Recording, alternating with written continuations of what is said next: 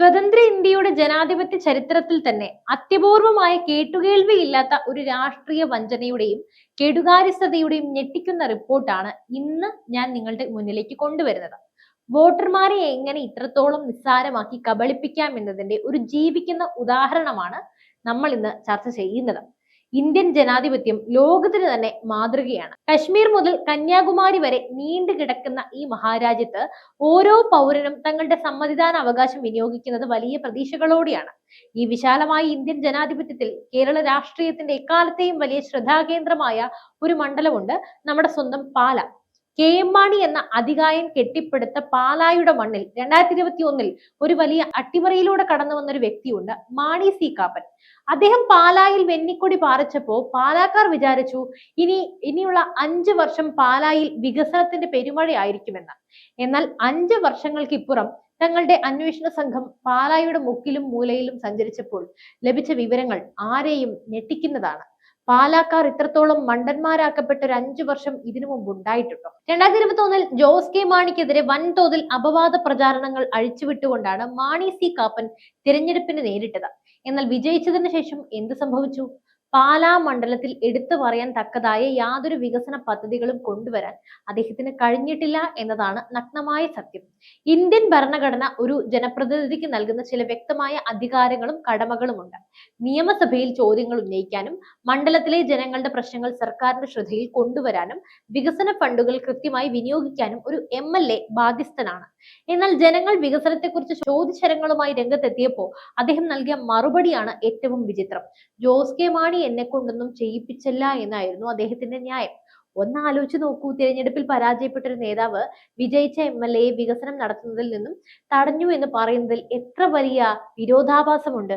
സ്വന്തം കഴിവുകേടിനെയും ഭരണപരമായ പരാജയത്തെയും മറച്ചുവെക്കാൻ ഒരു ജനപ്രതിനിധി ഇതിലും വലിയൊരു ന്യായീകരണം കണ്ടെത്താനുണ്ടോ? ഇന്ത്യൻ രാഷ്ട്രീയത്തിൽ തന്നെ ഒരുപക്ഷെ കേട്ടുകേൾവിയില്ലാത്ത ഒരു പ്രതികരണമാണിത്. ഒരു MLA എന്ന നിലയിൽ തനിക്ക് ലഭിച്ച ഭരണഘടനാപരമായിട്ടുള്ള ഉത്തരവാദിത്തങ്ങളിൽ നിന്നും പച്ചയായി ഒളിച്ചോടുകയല്ലേ അദ്ദേഹം ചെയ്തത്. തോറ്റ സ്ഥാനാർത്ഥിയെ പഴിചാരി 5 വർഷം സുഖമായി ഉറങ്ങിയ ഒരു ജനപ്രതിനിധിയാണോ പാലയ്ക്ക് ഇനിയും വേണ്ടത്?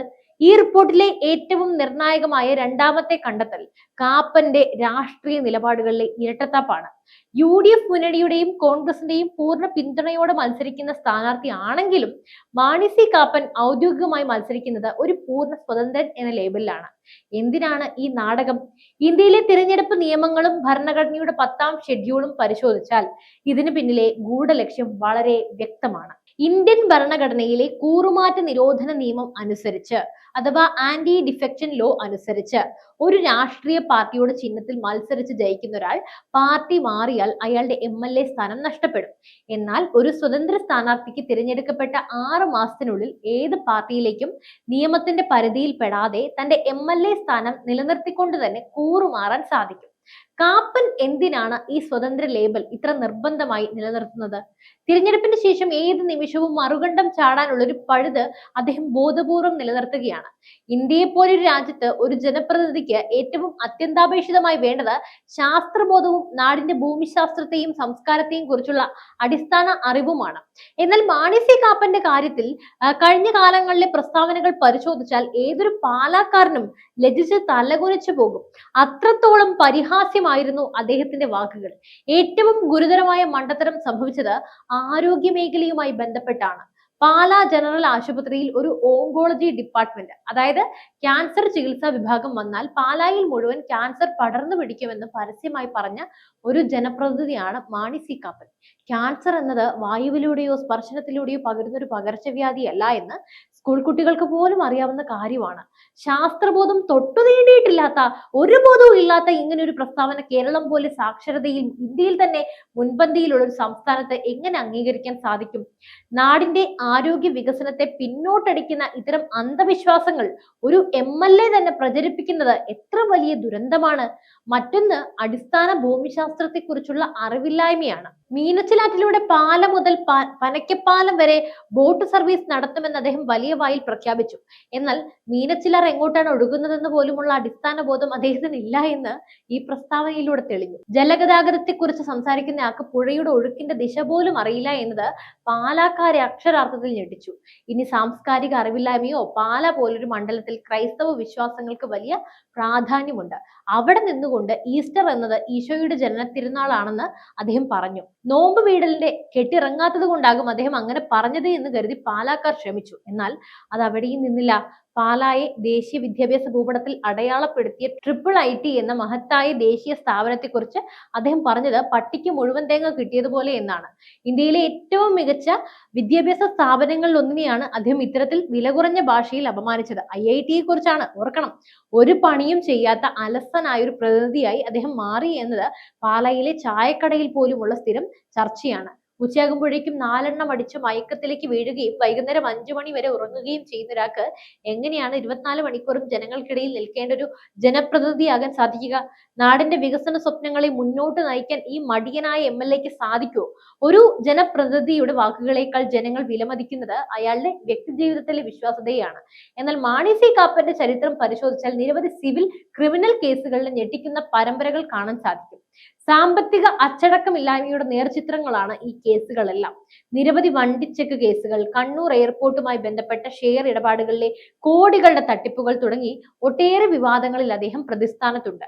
ഇതിൽ ഏറ്റവും ഗൗരവകരമായ വെളിപ്പെടുത്തൽ ഉണ്ടായത് ഇന്ത്യൻ അഡ്മിനിസ്ട്രേറ്റീവ് സർവീസിലെ മുൻ ഉദ്യോഗസ്ഥനും മുൻ കോട്ടയം കലക്ടറുമായ അൽഫോൺസ് കണ്ണന്താനത്തിൽ നിന്നാണ്.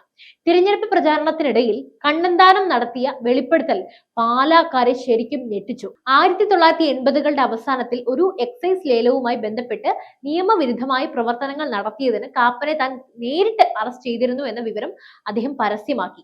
കലക്ടർ നേരിട്ട് അറസ്റ്റ് ചെയ്ത ചരിത്രമുള്ള നിരവധി സാമ്പത്തിക തട്ടിപ്പ് കേസുകളിൽ ഉൾപ്പെട്ട ഒരാളെയാണോ പാലാക്കാർ തങ്ങളുടെ പവിത്രമായ വോട്ട് നൽകി നിയമസഭയിലേക്ക് അയക്കേണ്ടത്?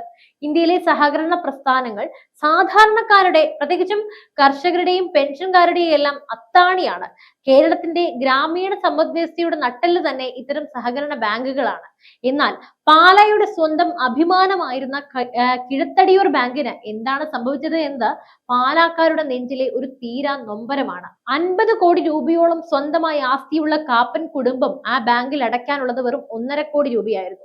എന്നാൽ ആ ബാങ്കിന്റെ വിശ്വാസ്യത തകർത്ത് കാപ്പന്റെയും കുടുംബാംഗങ്ങളുടെയും നിരുത്തരവാദപരമായ ഇടപെടലുകൾ കാരണം മാത്രം ആ ബാങ്ക് തകർന്നടിഞ്ഞു. അവർ അടച്ചു തീർക്കാനുള്ളത് നിരവധി കോടികളാണ്. ഈ തകർച്ചയിൽ വഴിയാധാരമായ ആരാണ്?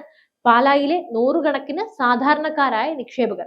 തങ്ങളുടെ ജീവിത സമ്പാദ്യം മുഴുവൻ വിശ്വാസത്തോടെ അവിടെ നിക്ഷേപിച്ച സാധാരണക്കാർ. അവരെ പെരുവഴിയിലാക്കിയതിനു ശേഷം ഇപ്പോൾ തിരഞ്ഞെടുപ്പ് വരുമ്പോൾ ജീവകാരുണ്യ പ്രവർത്തനങ്ങൾ എന്ന പേരിൽ ചില PR സ്റ്റണ്ടുകൾ നടത്തിയാൽ ജനങ്ങൾ അത് വിശ്വസിക്കൂ? ആ പാവപ്പെട്ട നിക്ഷേപകരുടെ കണ്ണീരിന്റെയും ശാപത്തിന്റെയും ധാർമ്മിക ഉത്തരവാദിത്തത്തിൽ നിന്നും ഒളിച്ചോടാൻ മാണി സി കാപ്പൻ ഒരിക്കലും ഒരു കാലത്തും സാധിക്കില്ല. തിരഞ്ഞെടുപ്പ് അടുത്തപ്പോൾ കാപ്പന്റെ ക്യാമ്പിൽ നിന്നും പുതിയൊരു പ്രചാരണം ഉയർന്നു വരുന്നുണ്ട്. താൻ ജയിച്ചാൽ മന്ത്രിയാകുമെന്ന്. വോട്ടർമാരെ കബളിപ്പിക്കാനുള്ള വെറും ഒരു വില കുറഞ്ഞ തന്ത്രം മാത്രമാണിത്. ഇന്ത്യൻ രാഷ്ട്രീയത്തിന്റെ അടിസ്ഥാന ഘടന അറിയാവുന്ന ആരും ഇത് കേട്ട് ചിരിച്ചു പോകും. സ്വന്തമായി ഒരു അരമുറി പാർട്ടി പോലും ഇല്ലാതെ കൂറുമാറ്റ നിയമത്തിന്റെ മറികടക്കാനായി മാത്രം ഏത് നിമിഷവും മുന്നണി മാറാൻ പാകത്തിൽ പൂർണ്ണ സ്വതന്ത്രനായി നിൽക്കുന്ന ഒരാളെ കേരളത്തിലെ ഏത് മുഖ്യമന്ത്രിയാണ് മന്ത്രിസഭയിൽ ഉൾപ്പെടുത്തുക? ഇനി പ്രതിപക്ഷ നേതാവ് മന്ത്രിയാക്കുമെന്ന് പറഞ്ഞവരുടെ ലിസ്റ്റ് എടുത്താൽ തന്നെ അത്ഭുതമാണ്. ആ വാഗ്ദാനം ലഭിച്ച എല്ലാവരെയും മന്ത്രിയാക്കണമെങ്കിൽ കേരളത്തിലെ ക്യാബിനറ്റ് പോരാതെ വരും. തമിഴ്നാട്ടിലെ മന്ത്രിസഭ കൂടി കടമെടുക്കേണ്ടി വരും എന്നാണ് ഇതിന്റെ അർത്ഥം. ഏറ്റവും ഒടുവിലായി അദ്ദേഹം ജനങ്ങളുടെ മുന്നിൽ വെച്ചിരിക്കുന്ന ഒരു ഇമോഷണൽ കാർഡ് ഉണ്ട്. ഇത് തന്റെ അവസാനത്തെ മത്സരമാണ് എന്നത്. സഹതാപ തരംഗം സൃഷ്ടിച്ച് കുറച്ച് വോട്ടുകൾ നേടുക എന്ന ലക്ഷ്യം മാത്രമാണ് ഇതിന് പിന്നിൽ. എന്നാൽ പാലായിലെ ബുദ്ധിമാന്മാരായ വോട്ടർമാർ തിരിച്ചറിയേണ്ട ഒരു സത്യമുണ്ട്. ഇത് ശരിക്കും അദ്ദേഹത്തിന്റെ അവസാനത്തെ മത്സരമല്ല, മറിച്ച് എങ്ങനെയെങ്കിലും ഒന്ന് ജയിച്ചു കയറാനുള്ള അവസാനത്തെ അടവാണ്. ജനങ്ങളെ സംബന്ധിച്ച് ഇത് വലിയൊരു കെണിയാണ്. അവസാനമായി മത്സരിക്കുന്ന ഒരാൾക്ക് ജയിച്ചു കഴിഞ്ഞാൽ ജനങ്ങളോട് എന്ത് ഉത്തരവാദിത്തമാണ് ഉണ്ടാവുക? അടുത്ത തവണ വോട്ട് ചോദിച്ച് വരേണ്ടതില്ലാത്തത് കൊണ്ട് തന്നെ യാതൊരു വികസനവും അദ്ദേഹം നടത്തില്ല എന്നത് ഉറപ്പാണ്.